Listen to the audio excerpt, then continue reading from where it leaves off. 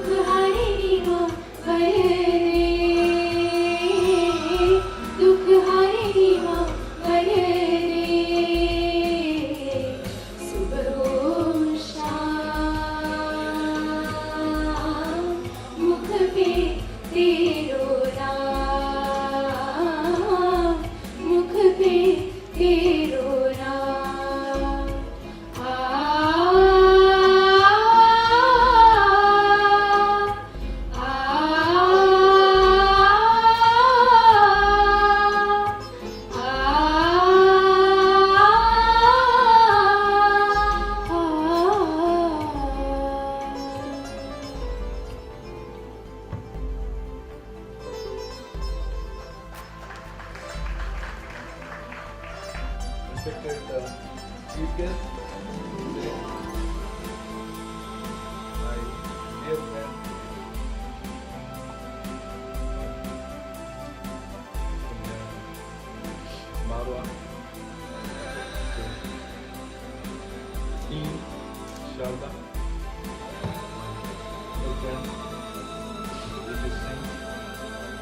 audience, the awardees. It's a great pleasure to be with you this evening. You have all come all the way. Top rankers have been serving the cause of management for the last 16 years, and this is the 17th management session that we have going to have today. So many years have passed by, and we are very proud that at least in our own way we have been able to do our best for the cause. The company is into not only into training and development, we are into a lot of HR assignments, and we are also into talent acquisition. We have a tradition of recognizing and awarding the people and the organizations which are doing an excellent and outstanding work for their own functions, for the society and otherwise. So we have a committee which is called the Intellectual Support Panel, where the selections are made very scientifically, choosing the right people for the right awards. And Dr. Pritam Singh is not here today. He is heading the chair for this committee as the intellectual support. We also have an intellectual support for academia, because academia also is giving awards. So we are doing this job of selection and awarding very scientifically. And I take this opportunity to thank you all, not only the awardees, but the audience who will be there. There will be 2 days deliberations. I can assure you they are going to be very meaningful and purposeful. The best of the speakers are going to be here from various walks of life in the management. They will be sharing their experiences with you. There will be deliberations, there will be interactions, and I would request particularly the participants to be interactive, ask questions, be inquisitive, because that's the way to gain purposefully.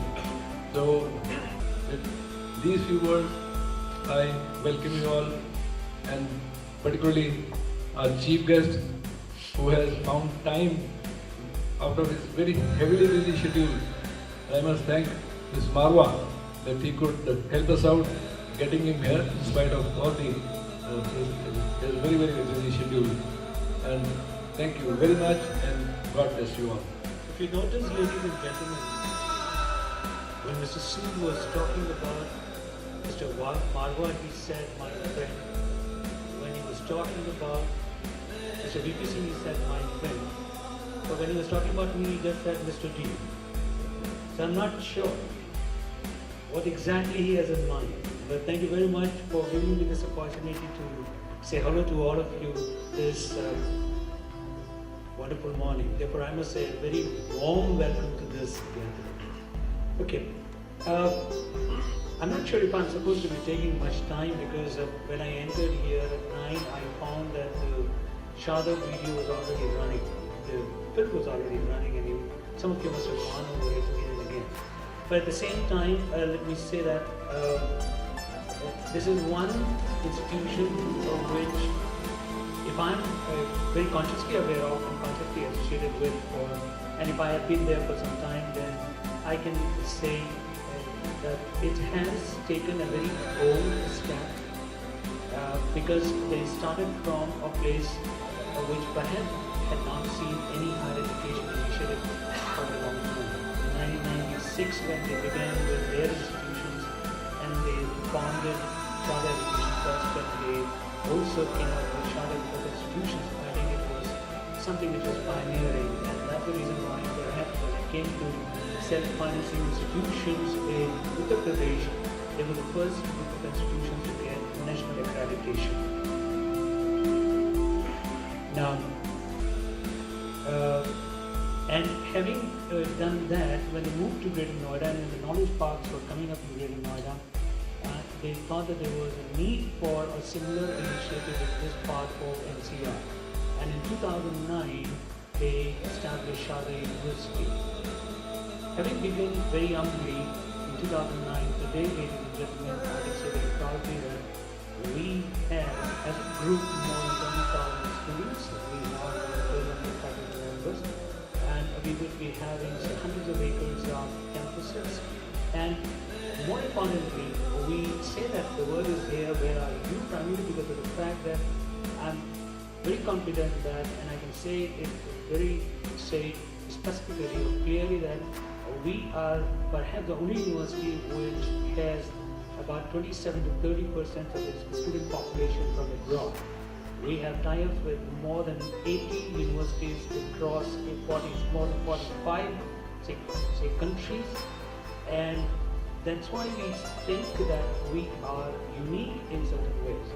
Because the kind of education that you are able to deliver today or provide today would have to be truly global, and it cannot be truly global unless you have a kind of opportunity given to your Indian students to interact with other cultures and other mindsets. And when it comes to collaborative learning or method of learning, I think that is where we have institutions. We have more than 35,000 a day, and they are doing really well by God's grace. And that is why we hope that very soon, within the time that was within 2009 or 1996, we would be able to, in fact, reach beyond ourselves beyond the shores. I won't take much time, ladies and gentlemen. We all still need your blessings. Thank you very much. Have a nice day. Mr. Marwa, the dignitaries on the dais, and my friends in the auditorium. It's a pleasure to be amidst the top rankers, not only the two top rankers, but what I mean is the top rankers of our corporate world in the country. It's that group of yours who is going towards whom the government of India is looking with very eager eyes. The subject is highly competitive, I would say. It's very contemporary. The corporate battle in the globe is going to be won by those people who can raise their performance bar. The main issue which comes to my mind is, how do you raise this competitive bar? How do you raise this performance bar? Over the last 3 to 4 decades, the practices in business management, training and institutes have refined itself to a level where they find that there is very little to add. And yet the performance bar has to be raised. What is that quotient which is going to help them? All practices are directed towards producing maximum from within the given resources. That's exactly the sum total of the entire process-based education which is going on today. I would like to add something that what is needed to raise the performance bar, in my view, personal view, is that you have some component added which produces more than whatever the science of management says is possible to produce. And that component, I feel, is nothing but the leadership quotient, which has been missing. We have been focusing on the skills. What is missing is a very deep interplay between the leadership component, which was taken to be the exclusive domain of armed forces over the century. I feel it is equally important in the corporate world if you want to raise the performance bar. If I were to define how does this linkage takes place, I would say that leadership is an art which maximizes or produces more than what the science of management says is within the realm of possibility.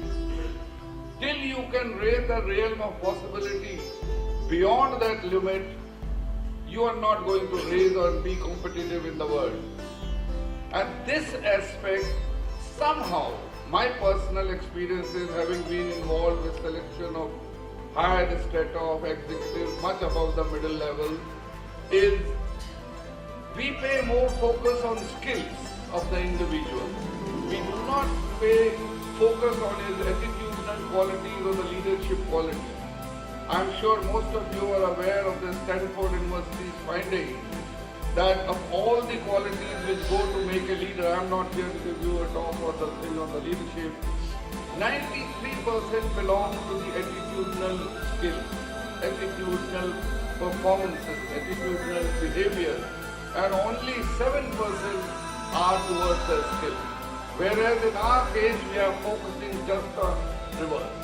And this simple fact has to be taken care of, and I'm sure during your deliberations of today and tomorrow, lot many things will come up to define as to how to raise the performance bar. I wish top rankers the very best during the 2 days, and at the end of it, I hope they come to a conclusion that what is needed is more interface with the corporate world, education and better interface with the corporate world to raise that level. Thank you so much. Ladies and gentlemen, towards a new beginning.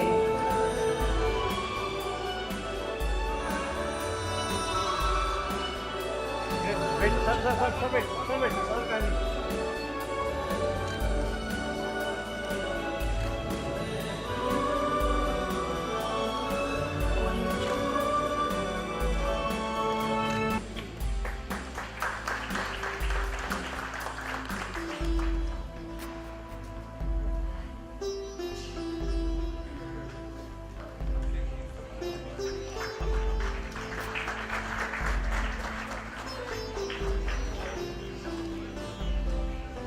The next award.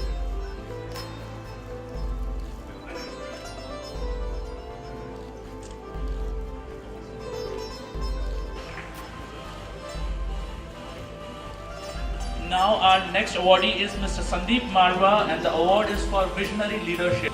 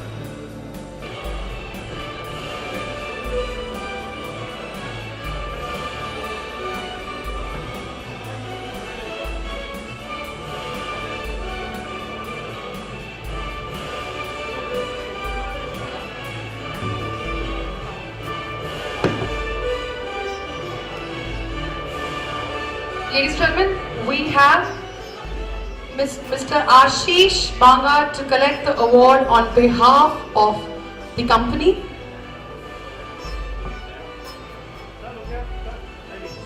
Institute of Technology, New York.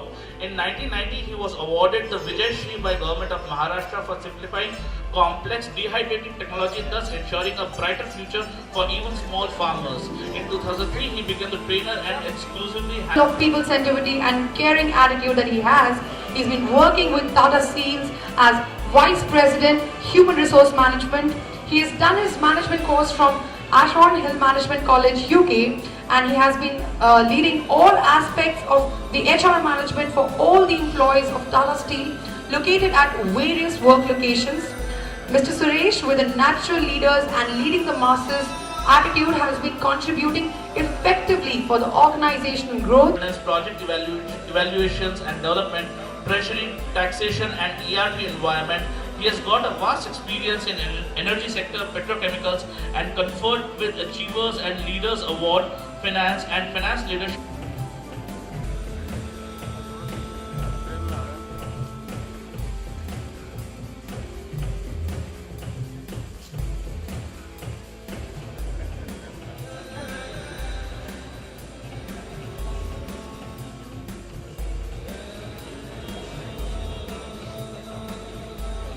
Jorapur was associated with Crompton Gibbs as Executive Vice President and Global Head of Human Resources and CSR. Prior to this assignment, he was Country HR Director at Honeywell and member of its India Executive Council.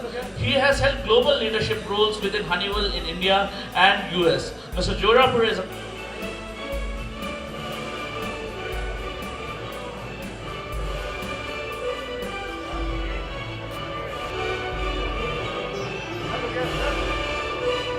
assets of HR function, out of which 30 years in Indian Oil Corporation Limited itself. He has travelled widely across the length and breadth of the country and overseas, and he is also one of Rights India. Mr. Ajay Kumar is extremely versatile and full of dynamism, due to which he represents board of members in different organizations across different industries in the country. So may I have a big round of applause for him?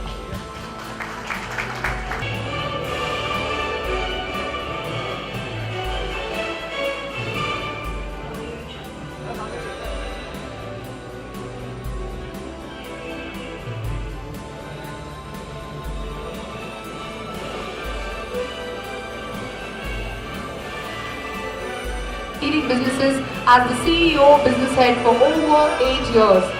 He brings to the table expertise from 5 different industries right across consumer, technology, telecom, media and real estate.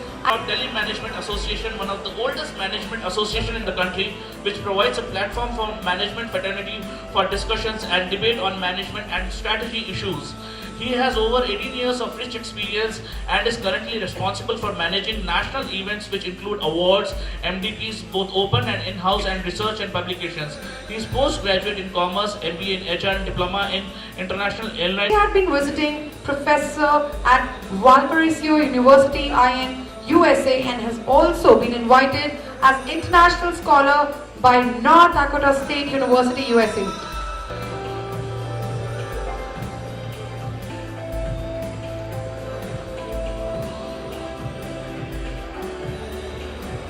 Proficiency in areas of business strategy, designing, implementation and brand management, profit maximization, FMCG, healthcare and consumer durables. So let's put our hand.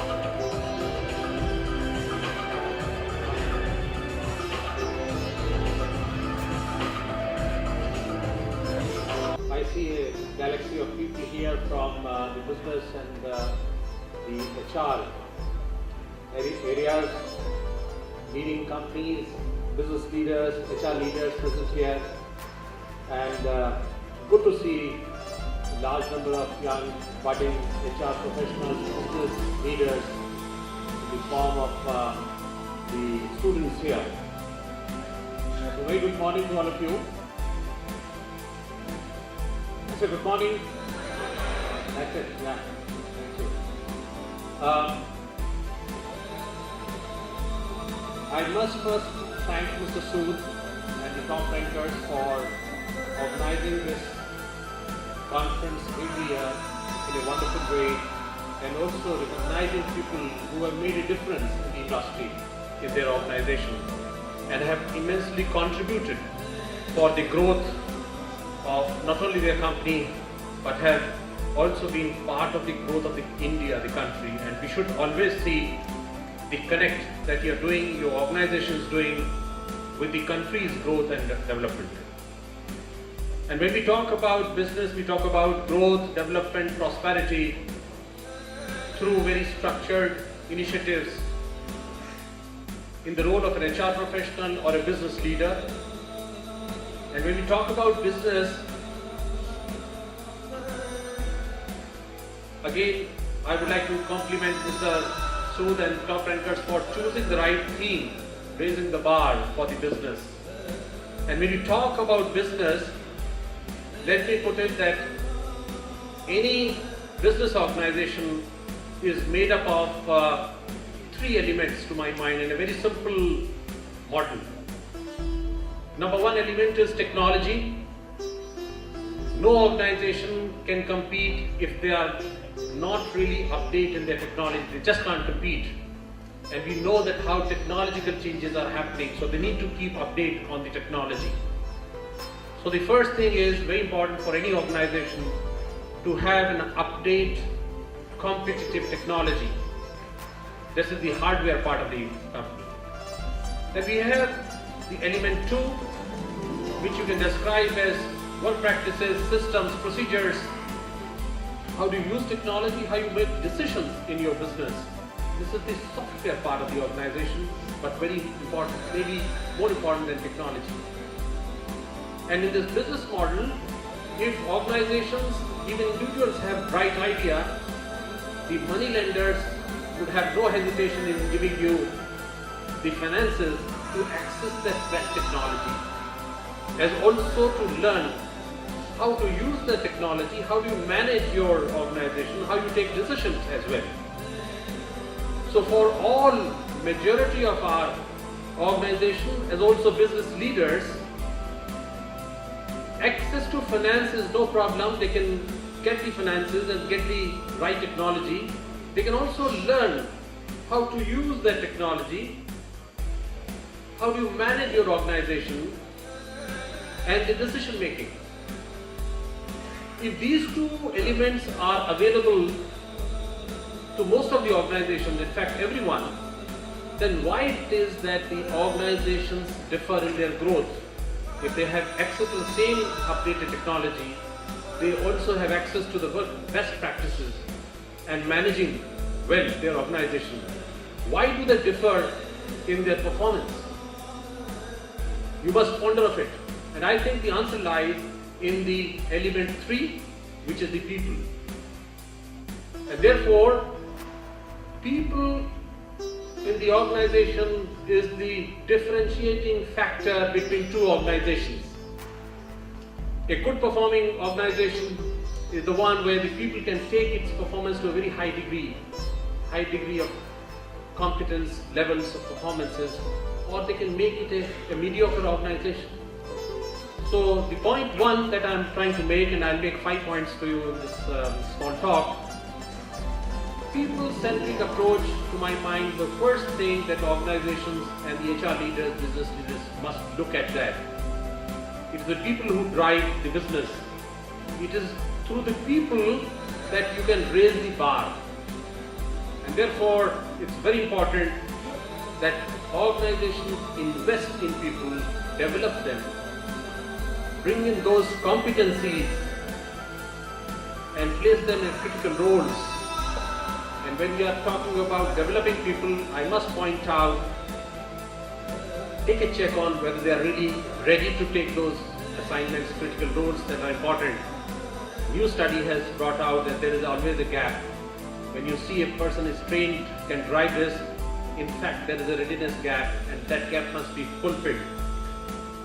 Also, when you develop people, you must focus on not what the business is today. You must focus what is coming tomorrow, 5 years from now, or 10 years from now. Develop people with their competencies in their overall development, and what is going to come in the next couple of years' time for the future. Prepare your people for future. The next point I like to make a mention is the present, I would say, race for the growth. We all know that the technology is changing and everybody is trying to put their best to get that growth, those magical figures, and be ahead of the curve. So in this process today, everybody is running. And therefore, if you want to be ahead of your competitors, if your organization has developed certain things and a desire to be ahead of others, you have to run faster than the other one. There's no question of walking right now. You have to run and run faster than the others. That's the kind of pace that is being set up now, and we are perhaps seeing that this phase of running and struggle is more evident in Asia and maybe driven by India and China, and that may be perhaps the most important thing, that India and China, this part of the world, would witness perhaps the maximum fight, struggle for growth and being able to be ahead of the curve. The third point I want to raise is agility. We all know that changes are happening. We don't recognize today what is happening. And therefore, after a couple of months or so, you find things have changed. Things have changed. Are you doing something different to respond to that change? Is your team really built in to respond to that change? Or your organization, is it agile enough, quick enough to respond to the change? If not, what needs to be done? Organization, teams, individuals must focus on the quick response of the organization to the changed scenario in the business. How many of you or organizations have teams or individuals who can recognize this change? You only react to the change. Oh, it has changed, it has happened, what should we do? Great organization, progressive organization, successful organization spend a lot of time in developing people to recognize change. Change does not come all of a sudden. There are always symptoms. Change is always visible, but only to those who are looking for that change actually. So therefore, I would strongly recommend that you as a HR professional, as business leaders, must develop people with the ability to identify what is changing and create those processes and mechanisms in the organization for quick response to those changes. It's not simple, I know it, but then we have n number of examples where companies like Shell actually had developed methodology called scenario development. It's an oil company. They were even prepared that if tomorrow there is no oil available or there is a substitute to an oil which is cheaper, what will happen? To prepare your scenarios, prepare your people for futuristic response and be able to recognize what is changing so that you are quick, your teams are quick and the organizations are agile in responding to the change scenario. The fourth point I want to make is, if changes are happening, and changes means the business rules have changed, market customers' preferences have changed, regulatory mechanisms have changed, do you think you can continue the same set of business model that you were doing earlier? You just cannot. You will be outdated. You would be nowhere in the race. This change management need to be kept in mind all the time. All these business models that we work on are all perishable. Today, company is doing well, you have a business model, you have a strategy. Tomorrow, there is no guarantee that this would be successful.